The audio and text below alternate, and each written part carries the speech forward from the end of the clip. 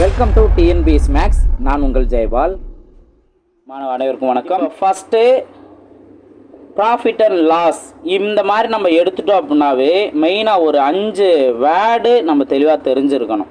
So method என்ன அப்படிங்கிறது பார்த்துட்டோம். இப்போ ப்ராஃபிட் அண்ட் லாஸ் அப்படின்னு எடுத்துட்டிங்க அப்படின்னாவே முக்கியமாக இப்போ இது அடக்க விலை அப்படிங்கிறத தெரிஞ்சுக்குவீங்க.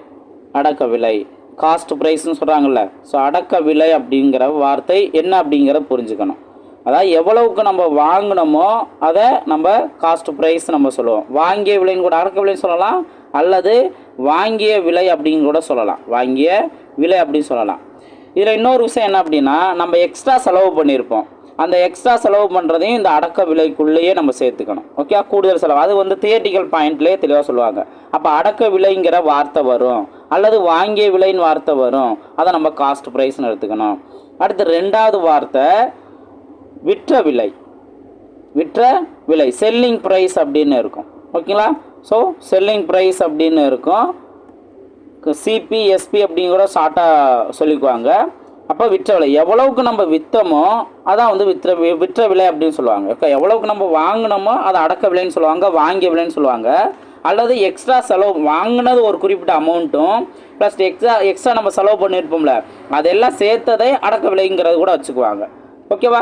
ரைட். ஸோ விற்ற விலை அப்படி நம்ம சொல்கிறோம். இதெல்லாம் இந்த வார்த்தையில் நம்ம ப்ராஃபிட் அண்ட் லாஸை தெரிஞ்சுக்குவோம். அடுத்து 3வதா லாபம். இங்கே இப்போ தான் ஃபஸ்ட்டு டைம் நீங்கள் வர்றீங்க அப்படின்னா லாபம் சொல்லுவாங்க, அல்லது அடுத்தது லாப சதவீதம்ங்கிறது சொல்லுவாங்க. லாப சதவீதம் சொல்லுவாங்க. இது ரெண்டுமே ஒன்றுங்கிறது கிடையாது. சதவீதம் லாப சதவீதங்கிறது ஒன்றும் நம்ம நினச்சிடக்கூடாது. லாபம் மட்டும்னு இருந்தால் அதோட அமௌண்ட்டு தான், எவ்வளவு லாபம் அப்படிங்கிற ஒரு அமௌண்ட்டை குறிக்கக்கூடியது தான் லாபம் நம்ம எடுத்துக்குவோம். அதே லாப சதவீதத்துக்கு ஒரு ஃபார்முலா அப்ளை பண்ணி அந்த சதவீதம் என்ன அப்படிங்கிறத கண்டுபிடிப்போம். அதை நம்ம பின்னாடி பார்ப்போம். ஓகே, லாபத்துக்கு அந்த லாப சதவீதம் என்ன அப்படிங்கிறதையும் நம்ம தெளிவாக தெரிஞ்சுக்கிட்டு தான் அந்த ஃபார்முலா வச்சு தான் நம்ம லாப சதவீதம் என்ன அப்படிங்கிறத நம்ம தெரிஞ்சுக்குவோம். ஓகேவா? அதே போல தான் நஷ்டம். ஓகே, அப்போ நஷ்டம் சொல்லுவாங்க, அல்லது நட்டம்னு கூட சொல்லுவாங்க தமிழில். ஓகே, அது கெயின். ஓகே, கெயின் சொல்லலாம், அல்லது ப்ராஃபிட்டும் கூட சொல்லலாம். ஓகேவா? அதே போல் நட்டம் லாஸ். ஓகேவா? இதுதான். இப்போ நட்டம்ங்கிறது என்ன நம்ம தெரிஞ்சுக்கணும், அதோட அமௌண்ட்டா அப்படிங்கிறத தெரிஞ்சுக்கணும். Yes, amount. அடுத்தது நஷ்ட சதவீதம்ங்கிறது கேட்பாங்க. நஷ்ட சதவீதம் அதுக்கு தான் நம்ம ஒரு குறிப்பிட்ட ஃபார்முலா நம்ம அப்ளை பண்ணுவோம். அது என்ன அப்படிங்கிறத நம்ம பின்னாடி பார்ப்போம். இந்த வார்த்தை இருக்கா? இதுக்கு அடுத்தது இன்னும் ஒரு 2 வார்த்தைகள் என்னென்னா குறித்த விலை அப்படின்னு சொல்லுவாங்க. ஓகே, குறித்த விலை அப்படின்னு சொல்லுவாங்க. குறித்த விலைன்னா என்ன? Market price. அது என்ன மார்க்கெட் ப்ரைஸ் அப்படின்னா அந்த அவங்க வாங்கியிருக்கிறது ஒரு அமௌண்ட்டுக்காக இருக்கும். ஓகே, வாங்கியிருக்கிறது ஒரு அதுக்காக இருக்கலாம். அவங்க ஒரு ரேட்டை ஃபிக்ஸ் பண்ணுவாங்க. ஓகே, எக்ஸ்ட்ரா நம்ம வச்சுக்கலாம், இவ்வளோ அமௌண்ட்டாக நம்ம வச்சுக்கலாம் அப்படின்னு ஃபிக்ஸ் பண்ணிக்குவாங்க. அதுதான் மார்க்கெட் ப்ரைஸ் அப்படின்னு சொல்லுவாங்க. எம்பி அப்படிங்கிறது கூட சொல்லுவாங்க. ஓகேவா? இதுதான். அப்போது குறித்த விலையும் நீங்கள் அடக்க விலையும் கன்ஃபியூஸ் பண்ணிடக்கூடாது, அல்லது வாங்கிய விலைங்கிறத கன்ஃபியூஸ் பண்ணிடக்கூடாது. குறித்த விலை அப்படின்னா அந்த வியாபாரி அவர் ஒரு ரேட்டு ஃபிக்ஸ் பண்ணலாம். அவர் வாங்கின ஏதாவது ஹோல்சேலில் கூட கம்மியான ரேட்டுக்கு வாங்கியிருக்கலாம். வாங்கிட்டு தனித்தனியாக ஒவ்வொரு பொருளுக்கும் இவ்வளோ அமௌண்ட்டு அப்படின்னு ஃபிக்ஸ் பண்ணலாம். அந்த அமௌண்ட் அவர் ஃபிக்ஸ் பண்ணுறது அது மூலயமா அவருக்கு லாபத்தையும் சேர்த்து அதுக்குள்ளே வச்சுக்கலாம். ஓகே, அப்போ கொஞ்சமாக டிஸ்கவுண்ட் கொடுத்தது போக மீதி நம்மளுக்கு லாபம் வர்ற மாதிரி கூட பிளான் பண்ணிக்கலாம். ஓகேவா? ஸோ அப்போ குறித்த விலைங்கிறது இந்த மாதிரி ஒரு ஃபிக்ஸ் பண்ணியிருப்பாங்க. அதிலேருந்து அவங்க லாபத்தையோ நஷ்டத்தையோ சொல்லிவிட்டு அடக்க விலை எவ்வளவா இருக்கும், விற்ற விலை எவ்வளவா இருக்கும் அப்படிங்கிற மாதிரி கேள்வி கேட்பாங்க. பின்னாடி நம்ம பார்ப்போம். அடுத்து லாஸ்ட் 6வது தள்ளுபடி, டிஸ்கவுண்டு. இந்த டிஸ்கவுண்டு இதை பார்த்துட்டு தான் நிறையா பேர் நம்ம ஏமாந்துடும். ஓகே, நிறையா தள்ளுபடி தர்றாங்க, இப்போ நம்ம போய் வாங்கிடுவோம் அப்படின்ட்டு. ஓகே, அப்போ டிஸ்கவுண்ட்னா உங்களுக்கு என்னங்கிறது தெரியும். ஒரு அமௌண்ட்டு இவ்வளோ தூரம் ஃபிக்ஸ் பண்ணிவிட்டு நான் இவ்வளோ % தள்ளுபடி தர்றேன் அப்படின்னு சொல்லுவாங்க. அப்போது இதில் நீங்கள் என்ன தெரிஞ்சுக்கங்க அப்படின்னா லாபம் அதோட அமௌண்ட்டையும் தனியாக தெரிஞ்சுக்கணும். அதே போல் நஷ்டம் அதோட அமௌண்ட்டையும் தனியாக தெரிஞ்சுக்கணும். அதே போல் நஷ்ட சதவீதங்கிறத அந்த சதவீத கான்செப்டையும் தெரிஞ்சுக்கணும். அதே போல் தான் தள்ளுபடிங்கிற அமௌண்ட்டு என்ன அப்படிங்கிறதும் பேசிக்கான ஒன்று தான். அதுலேருந்து தள்ளுபடி சதவீதம் என்ன வரும் அப்படிங்கிறதும் தனியாக நம்ம தெரிஞ்சுக்கோம். ஓகே, தள்ளுபடி டிஸ்கவுண்ட் பர்சன்டேஜ் அப்படின்னு சொல்லுவாங்க, அது நம்ம தனியாக நம்ம தெரிஞ்சுக்கணும். இதுதான் இந்த 6 வார்த்தைகள். ப்ராஃபிட் அண்ட் லாஸ்ன்னு நீங்கள் ஸ்டார்ட் பண்ணுறீங்க அப்படின்னா இந்த 6 வார்த்தைகள் தான் அப்படியே மாறி மாறி வந்துட்டு அதில் டேட்டாஸ் இந்த 6 வார்த்தைக்குள்ளே ஏதாவது டேட்டாஸ்லாம் கொடுத்து கேள்வியாக கேட்பாங்க. இதுதான் ப்ராஃபிட் அண்ட் லாஸ். ஸோ இதை நம்ம தெரிஞ்சுக்கணும் அப்படின்னா நம்ம இதுக்கு தனி ஃபார்முலா என்ன அப்படிங்கிறத தெரிஞ்சுக்கிறத விட நம்ம பிஸ்னஸ் நம்ம பண்ணுவோம். அதே போல் நம்ம ஒரு கஸ்டமராக போய் ஒரு இடத்துல போய் நம்ம போய் பர்ச்சேஸ் பண்ணுவோம். அப்போ ஒரு அமௌண்ட்டு அவங்க என்ன அமௌண்ட் சொல்கிறாங்க, அப்போ நம்ம எவ்வளோ அவங்க என்ன சொல்கிறாங்களோ அதை அடக்க விலையை நம்ம எடுத்துக்கிறோம். அதே போல் நம்ம வாங்குகிறோம் அப்படின்னா அதை வாங்கிய விலைன்னு கூட எடுத்துக்கலாம். நம்ம ஒரு பொருளை விற்கிறோம் அப்படின்னா நம்ம அதை விற்ற விலையை நம்ம சொல்லிக்கலாம். இந்த மாதிரி நம்ம ஒரு கஸ்டமராக இருந்து இந்த வார்த்தையெல்லாம் நம்ம தெளிவாக புரிஞ்சு எவ்வளோ இப்போ நம்ம ஒரு பொருளை விற்கிறோம் அப்படின்னா வாங்கின அமௌண்ட்லேருந்து எவ்வளோ வச்சு விற்றுருக்கோமோ அந்த எக்ஸ்ட்ரா எவ்வளோ கிடச்சதோ அதை லாபம்னு எடுத்துக்கலாம். இல்லை நம்ம வாங்கிலேருந்து கம்மியாயிருச்சு அப்படின்னா இவ்வளோ நஷ்டமாயிருச்சு அப்படின்ட்டு நம்ம அதை ஃபீல் பண்ணிக்கணும். அதை அந்த தெளிவு இருந்தால் இப்போ படிச்சிருவோம் படிக்கலையோ காசு விஷயத்தில் நம்ம தெளிவாக இருப்போம் தானே, அதே சேம் கான்செப்ட் தான். அப்போது நம்ம இந்த இதெல்லாம் தள்ளுபடிங்கிறது எவ்வளோ வரும், அதே போல் அடக்க விலைன்னா என்ன, குறித்த விலைங்கிறது என்ன, இதெல்லாம் நம்ம தெளிவாக புரிஞ்சுக்கணும். ஸோ இந்த வார்த்தைகள் தான் நீங்கள் தெளிவாக புரிஞ்சுக்கணும். இனி இந்த ப்ராஃபிட் அண்ட் லாஸில் என்னென்ன ஃபார்முலாஸ் நம்ம யூஸ் பண்ணுறோங்கிறத தெரிஞ்சுக்க. ஏன்னா ஃபஸ்ட்டு நான் ஆல்ரெடி சொல்லியிருக்கேன், ரொம்ப ரொம்ப பேசிக்கான ஒரு பார்ட்டு. இதை நீங்கள் ஃபஸ்ட்டு பார்ட்டில் என்ன எல்லா பேசிக்கும் நான் தெளிவாக சொல்லிடுவேன். ஓகே, அப்போ ஃபார்முலாஸ் அப்படின்னு நீங்கள் பார்க்குறீங்கன்னா அதுக்கு முன்னாடி இந்த ஒரு 4 பாயிண்ட்டை தெளிவாக தெரிஞ்சுக்கோங்க. இந்த 4 பாயிண்டில் இருந்து தான் உங்களுக்கு தியரிட்டிக்கல் கொஸ்டின்ஸ்லாம் இருக்கும். ஃபஸ்ட்டு அவங்க சொல்லியிருப்பாங்க விற்ற விலையானது அடக்க விலையை விட அதிகமாக இருந்துச்சு அப்படின்னா லாபம். அதானே, இப்போ அடக்க விலைங்கிறது நம்ம வாங்கியிருக்க அமௌண்ட்டு, விற்ற விலைங்கிறது நம்ம விற்றுருக்க அமௌண்ட்டு. அப்போ விற்ற விலை அதிகமாக இருந்தால் தானே அடக்க விலை கம்மியாக இருக்கும்போது தான் நம்மளுக்கு லாபம் இருக்கும். ஓகேவா? அப்போ லாபத்தோட வேல்யூ கண்டுபிடிக்கணும் என்ன, விற்ற விலையிலேருந்து அடக்க விலையை மைனஸ் பண்ணோம்னா எவ்வளோக்கு நம்ம எவ்வளோ லாபம் கிடச்சிருக்குங்கிற அமௌண்ட்டு தெரிஞ்சிடும். இதெல்லாம் நம்ம அமௌண்ட்டு கண்டுபிடிக்கிறதுக்கான ஃபார்முலா. ஓகே, அதே போல் நஷ்டங்கிறது எப்படி, நம்ம வாங்கியிருக்க அமௌண்ட்டை விட விற்ற விலை கம்மியாக இருந்ததுன்னா அதுதான் இங்கே சொல்லிடுவேன். விற்ற விலையானது அடக்க விலை விட குறைவாக இருந்தால் என்ன ஏற்படும், நட்டம் ஏற்படும். அதுக்கான ஃபார்முலா தான். நட்டங்கிறது எதுலேருந்து எதை மைனஸ் பண்ணணும், பெரிய வேல்யூலேருந்து சின்ன வேலையை மைனஸ் பண்ணணும். அப்போ அடக்க விலை அதிகமாக இருக்கும், விற்ற விலை கம்மியாக இருக்கும். மைனஸ் பண்ணணும் எவ்வளோ நட்டமாகிடுச்சுங்கிறது தெரிஞ்சிடும். ஓகேவா? இப்போ லாபம் மற்றும் நட்ட சதவீதம் இரண்டுமே அடக்க விலையை பொறுத்து தான் கணக்கிடப்படும். ஸோ அடக்க விலை எவ்வளோவில் இருந்து தான் ஸோ எவ்வளோ லாபம் கிடச்சிருக்கு எவ்வளோ நட்டம் கிடச்சிருக்கு அப்படிங்கிற சொல்லியிருப்பாங்க. ஓகே, பின்னாடி ஃபார்முலாவில் சொல்லுவாங்க. அடுத்து விற்பனை விலை, அதாவது குறித்த விலை தள்ளுபடி, இதை மைனஸ் பண்ணோம்னா குறித்த விலையிலிருந்து தள்ளுபடியை மைனஸ் பண்ணால் விற்ற விலை என்ன அப்படிங்கிறது நம்மளுக்கு தெரிஞ்சிடும். ஓகேவா? குறித்த விலையில் இருந்து தள்ளுபடியை மைனஸ் பண்ணோம்னா எவ்வளவுக்கு விற்றுருக்காங்கிறது தெரிஞ்சிடும்.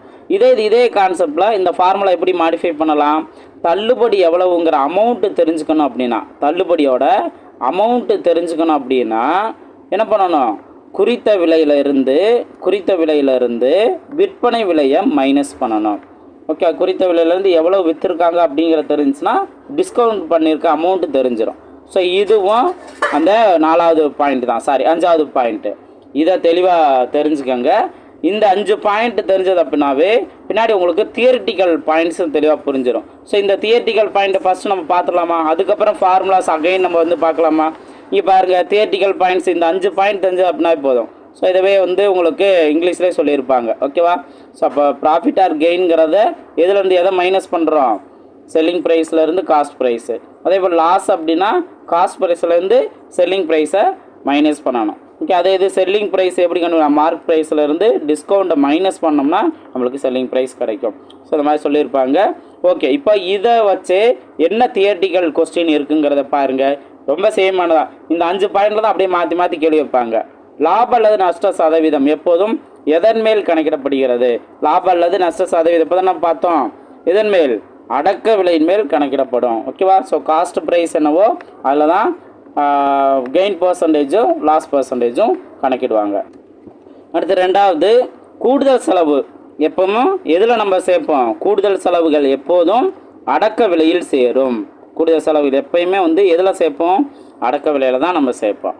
அடுத்தது லாபமும் இல்லை நட்டமும் இல்லை அப்படின்னா என்ன நம்ம கான்செப்ட் எடுத்துக்குவோம், அடக்க விலையும் விற்பனை விலையும் சமம். ரெண்டுமே எவ்வளவுக்கு வாங்கினோமோ அதே அளவுக்கு விற்றுட்டோம் அப்படின்னா நம்மளுக்கு லாபமும் இருக்காது நட்டமும் இருக்காது. அப்போ ரெண்டுமே ஈக்குவல் அப்படிங்கிறது தான். ஸோ இது ஆப்ஷன் ஏ தான். அதே போல் இங்கே கேள்வி டேஷ் ஈக்குவல் டு குறித்த விலை மைனஸ் தள்ளுபடி. குறித்த விலையிலேருந்து தள்ளுபடியை மைனஸ் பண்ணால் நம்மளுக்கு என்ன கிடைக்கும்? விற்பனை விலை கிடைக்கும். இதுதான். இதவே அப்படியே இங்கே தள்ளுபடி ஈக்குவல் டு குறித்த விலை மைனஸ் விற்பனை விலை. குறித்த விலையிலிருந்து விற்பனை விலையை மைனஸ் பண்ணால் தான் நம்மளுக்கு தள்ளுபடி கிடைக்கும். அடுத்து லாஸ்ட் கொஸ்டின் பாருங்கள். தள்ளுபடி என்பது டேஷின் மீது கணக்கிடப்படும் அப்படின்னு சொல்லியிருக்காங்க. டேஷின் மீது கணக்கிடப்படும் அப்படின்னு கேட்டிங்கன்னா குறித்த விலையின் மீது தான் கணக்கிடப்படும். ஓகே. ஸோ குறித்த விலையிலேருந்து தான் நம்ம என்ன பண்ணுறோம்? குறித்த விலையிலேருந்து தள்ளுபடியை மைனஸ் பண்ணோம் அப்படின்னா நம்மளுக்கு விற்பனை விலை கிடைக்குது அப்படின்னு பார்க்குறோம். அப்போ குறித்த விலை மென்ஷன் பண்ணியிருந்தாங்கன்னா தான் அதிலேருந்து நம்ம தள்ளுபடி.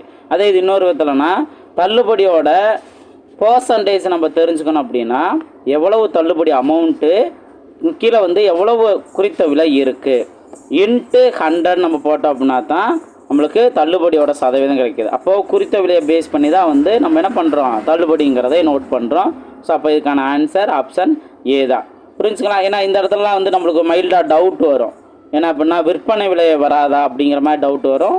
பட் என்ன வரும்? ஆன்சர் குறித்த விலைங்கிறதா அதுக்கான சரியான ஆன்சர். புரிஞ்சுங்களா?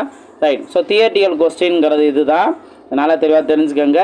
இனி நம்ம காஸ்ட் ப்ரைஸ் இது சம்மந்தம் பார்க்கறதுக்கு முன்னாடி என்னென்ன ஃபார்முலாஸ்லாம் இங்கே நம்ம தெரிஞ்சுக்க போகிறோம் அப்படிங்கிறத பாருங்கள்.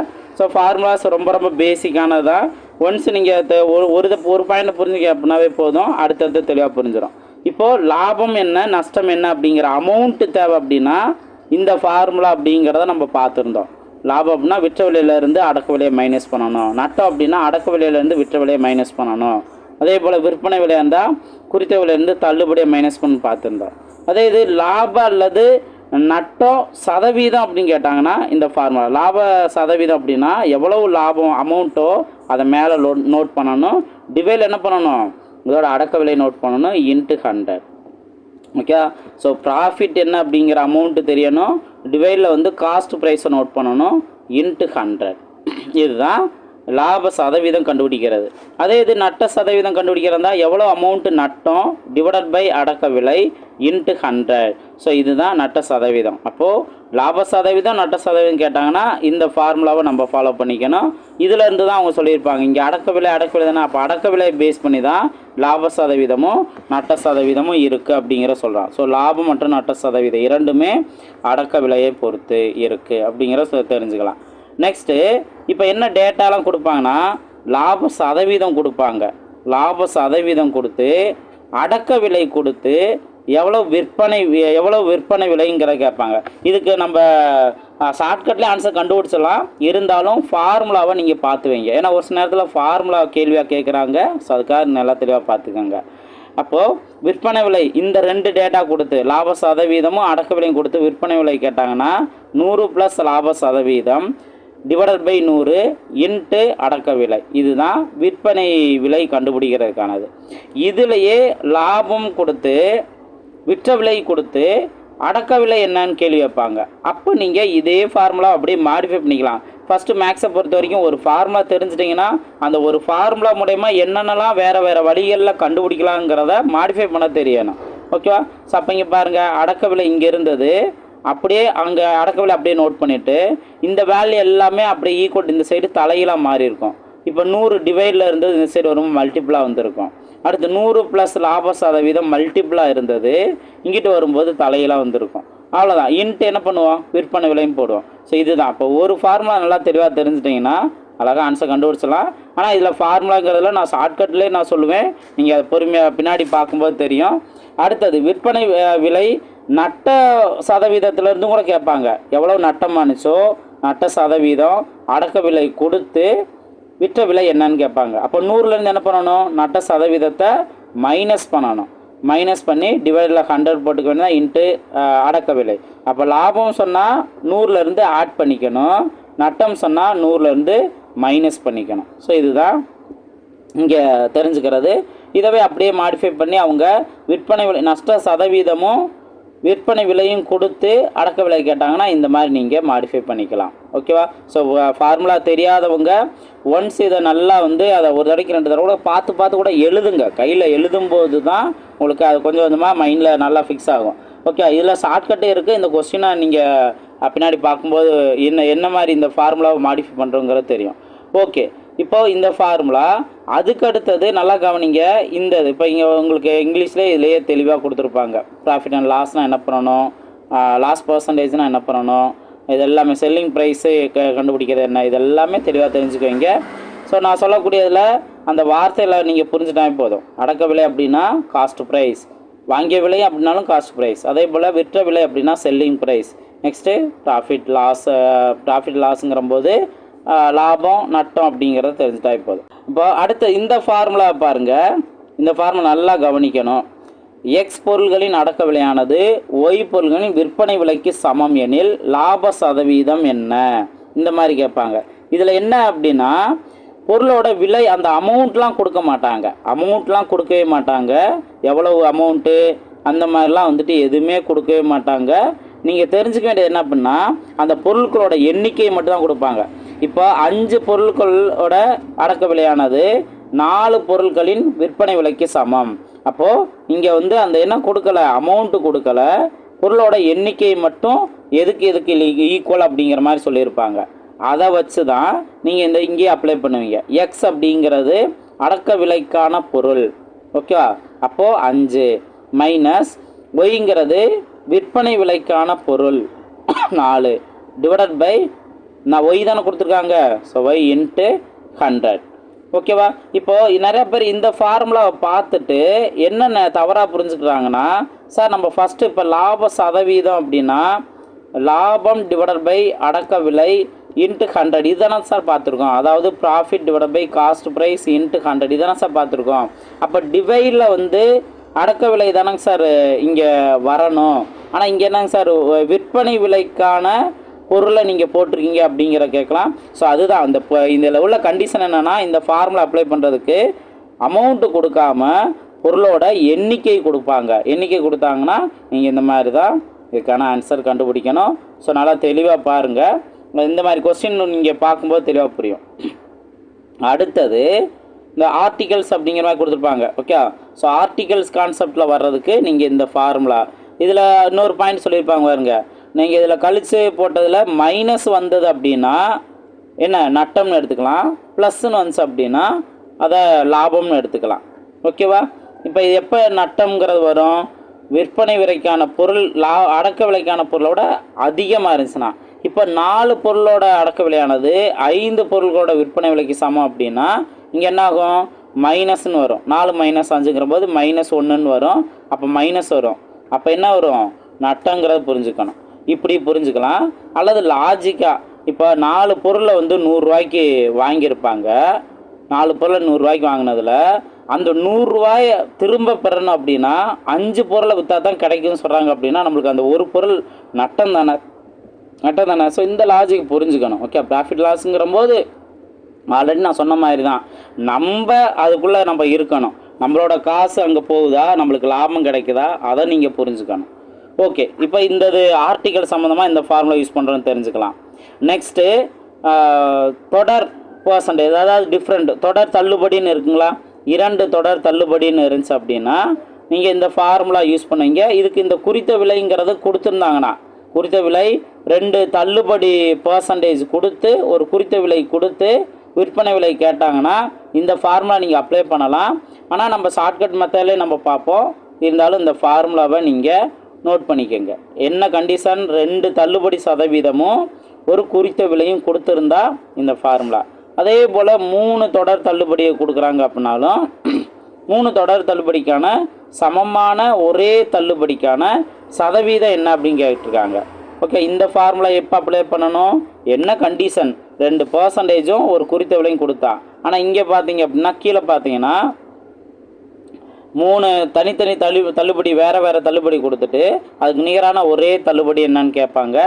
இதையும் இந்த ஃபார்முலாவில் சால்வ் பண்ணலாம். ஆனால் நான் சொல்கிற மாதிரி பார்த்தீங்க அப்படின்னா இதுக்குன்னு ஷார்ட்கட் இருக்குது, ஓகே சார். எத்தனை ஃபார்முலாஸாக நாங்கள் மைண்டில் வைக்கிறது அப்படிங்கிற மாதிரி உங்களுக்கு தோணும். நீங்கள் ஜஸ்ட்டு தெரிஞ்சுக்கோங்க. ஏன்னா எதிர்பாராத நேரங்களில் ஃபார்முலாவே கேள்வியாக கேட்குறாங்க. அதனால தான் உங்களுக்கு ஃபார்முலாவை கண்ணில் காமிச்சிட்றேன், ஓகேவா? ரைட். ஸோ இதுதான் இங்கே நம்ம ஃபார்முலாஸ் தெரிஞ்சுக்கிறது. இனி இதை பேஸ் பண்ணி எப்படிலாம் கேள்விகள் இருக்கும் அப்படிங்கிறத ஒன் பை ஒன்னாக நம்ம பார்க்கலாம்.